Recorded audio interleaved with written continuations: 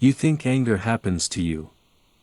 You think something out there, a word, a driver, a person who disrespected you, reached inside your chest and lit the fuse. You're wrong. And that belief, that small comfortable lie, is costing you more than you know. Seneca wrote an entire book on anger. Not a paragraph. A book.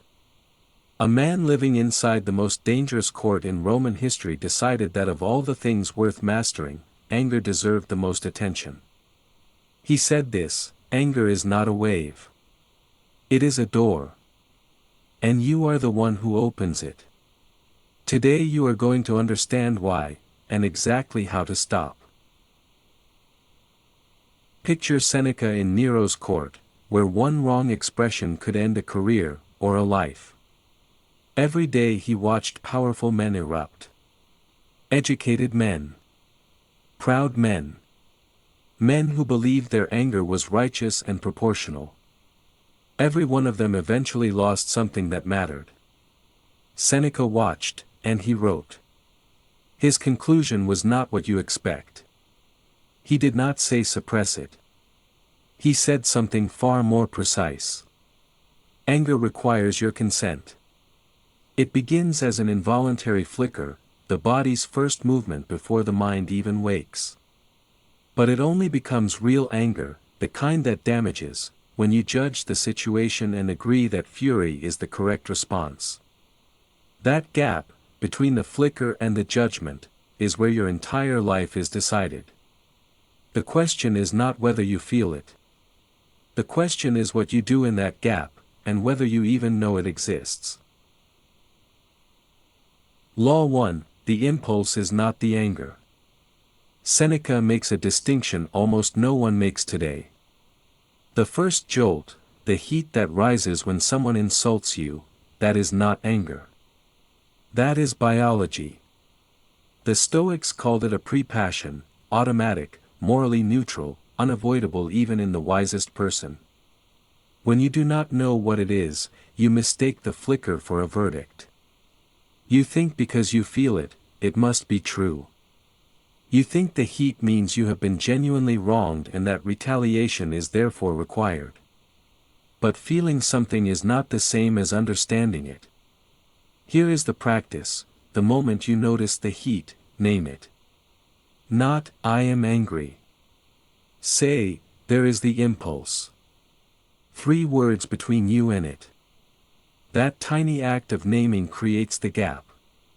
You cannot control the first arrow. You decide everything about the second. Law 2: Delay is the weapon. Seneca gives one instruction above all others. It sounds almost too simple. Wait. Not passively. Insert time deliberately between the provocation and your response. Because anger feeds on speed. The faster you react, the more total its control over you becomes. Slow down, and you begin to see. Begin to see, and the fury shrinks. This is why it works: the impulse travels through the oldest part of your brain, fast, loud, certain. The part that can evaluate and choose is slower. It needs a few seconds to come online. Delay gives it time to arrive. When you feel the heat rising, in a meeting, in an argument, in a message you are composing at midnight, pause before responding. Not dramatically. Just wait. Set the phone down. Sleep before you send. The person who makes you wait for their response already owns the room. But there is something deeper Seneca understood about where anger actually comes from. Law 3: Anger is always a story about deserving. Every episode of real anger has the same engine underneath it. You believe something was owed to you: respect, fairness, recognition, and you believe it was deliberately withheld. Seneca calls this out directly. Most anger is built on an assumption of intent. You assume the person who wronged you chose to wrong you. Consciously.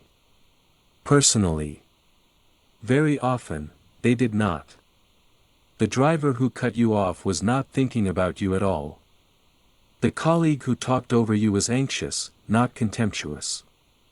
Before you decide someone deserves your fury, investigate.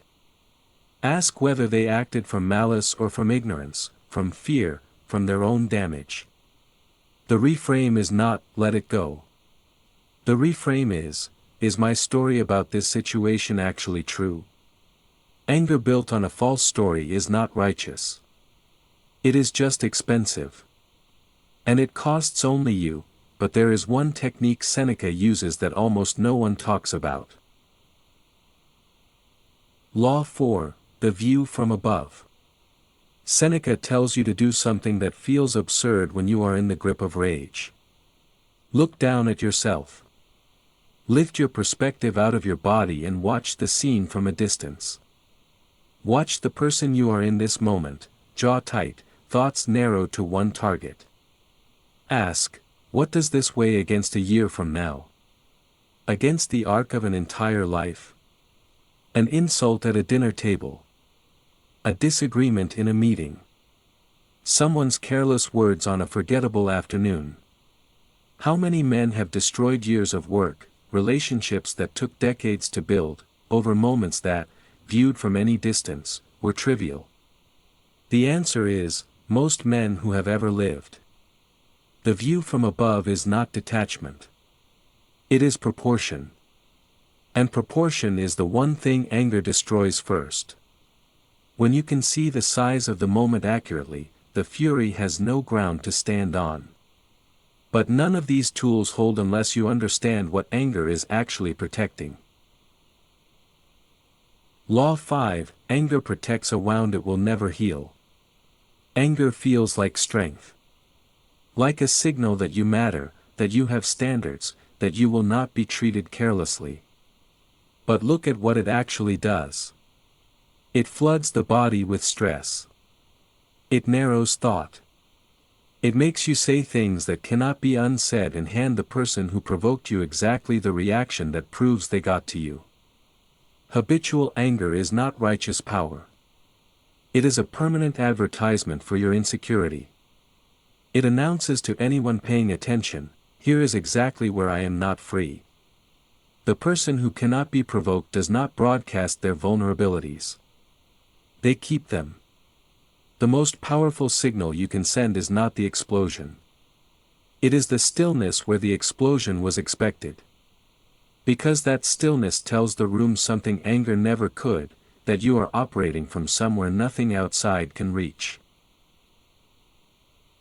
Here is what most people miss. They hear, control your anger, and they hear suppression. Swallowing what you feel until it corrodes you from the inside.